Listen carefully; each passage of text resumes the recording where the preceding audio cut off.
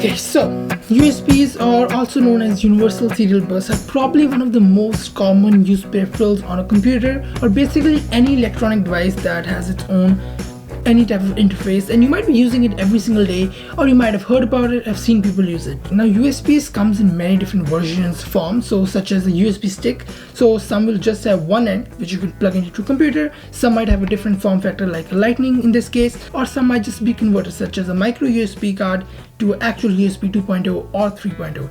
Or now you might have heard the recent USB integration, which is a USB-C, and at the end of the day it's just a type of a connector that we can use to interface between electronic device in that electronic language to a physical key or a device we can use to store information, maybe for a short term, long term, or even can be like for a really long time. Now many might just refer USB as a USB stick, but at the end of the day you can also have a USB-C cable, a micro B cable. They're all labeled after USB just because it's a type of interface that connects two devices. Now you're probably just taking out a USB from your computer, just pulling it out or pressing the eject every time and not really knowing what actually happens when you press the eject button and when you just pull it out, whether or not you should actually pull it out. Could it corrupt a USB? So let's talk about that, whether or not you should actually press eject before you take a USB out of the computer, and let's roll the intro.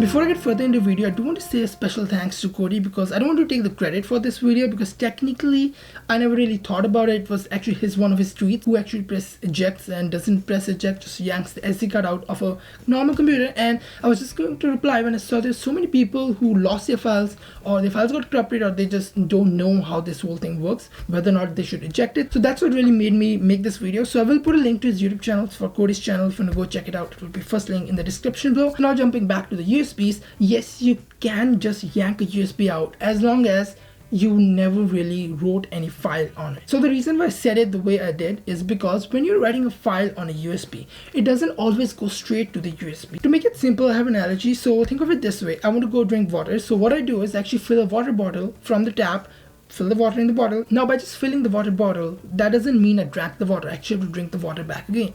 Same thing happens with USB. So in USB, there's something called write cache. Write cache is basically just like tap water, you get a file from a computer. So instead of that file going to a USB, it actually goes to the water bottle, in this case the write cache. So when you press the eject button, it's like a final saying from the computer that that's all good, we are all done, final handshake, you're good to go. Now when that command is sent, what happens is everything that's written in the cache moves to the actual USB. The way if I want to drink water, I will actually have to drink it from the water bottle. So now if the file is on the USB, or in other way I already drank the water, it's all good. But let's just say the water or the file is on the cache and it's not transferred it.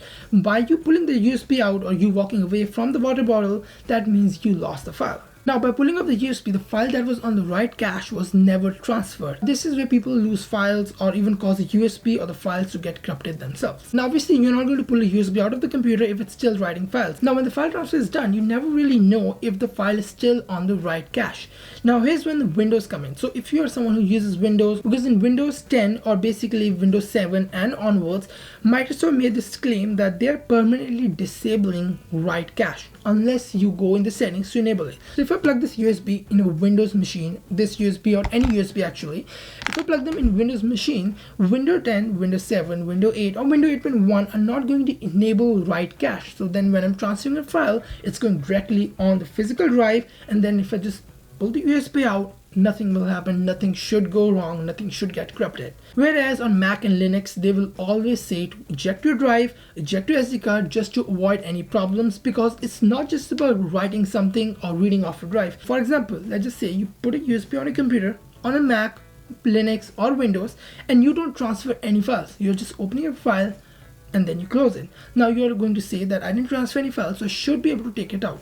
Well, technically yes and no at the same time, because even though you didn't change any files, the files such as metadata, information for the file itself. So if you know you make a file or folder, if you go in properties, you can see when was the folder created, when was it last opened. Now all this stuff is the metadata that gets saved in cache or the actual drive. So from experience and from what I know, if you're using a Mac or Linux, I would suggest highly to always press eject before you take a USB out. Now on that note, while just filming this video, before I was setting this up, I took my SD card out of the camera, transferred some footage, and I just pulled the card out. I did that because I'm totally fine with the stuff that's on the card, that if something goes wrong, I can always format. Now if that's something with you, if it's SD cards, you film something, you transfer, and you know it's good, you don't really need multiple backups, you can just pull it out. It doesn't really matter, because at that point, if something does happen to the actual video, you can always reformat the card and you already have a video on your computer. But whereas if it's more important, such as you have an external SSD connected to your computer or another hard drive which has lots of files on it, very important files, I highly suggest pressing eject. Now pressing the eject button does one more thing I didn't really talk about.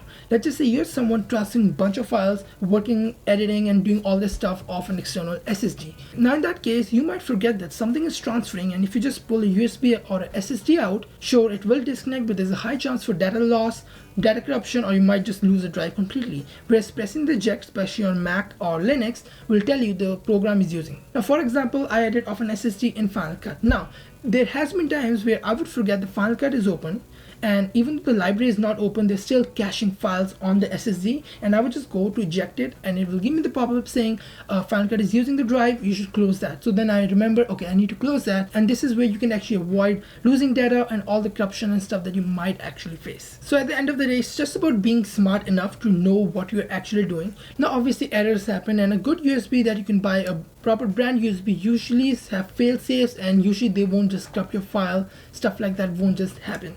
But I would always highly suggest just do whatever you can to avoid corruption. If you want to eject, I know it takes extra while, but sometimes it might save you from losing a really big project or your entire drive if that's expensive drive. Or if you're with SD cards and stuff that you know once you're transferred, that's it, you can just pull it out, because you know it doesn't really matter at this point, because you can always format the card and you're not going to lose much of the data. Hope this video helped if you didn't know if whether you should eject it or not, and if it was still not clear with what I said, my final thing is eject it whenever possible. If you are using a USB and if you have the option to eject, so such as on a computer, eject it. Especially on Mac and Linux, try to eject whenever you possibly can. Now of course, if you know it's a waste USB or waste SD card, you really don't care what's on it, just pull it out, because nothing will happen. But in case something happens, you won't have a regret that you lost a file. On Windows, from Windows 7 to above, you should be fine just taking the USB out, because in Windows caching is disabled by default, so you should never have any corruption problem and all that kind of stuff. Unless, just remember, if the drive is being used and you pull it out, that could cause many problems. So that's all for this video. Once again, Cody's channel will be in the description, probably the first link in the description. Go check it out. Hope you all are safe, self-isolation isn't going too bad for you, and I will see you guys later, probably next week.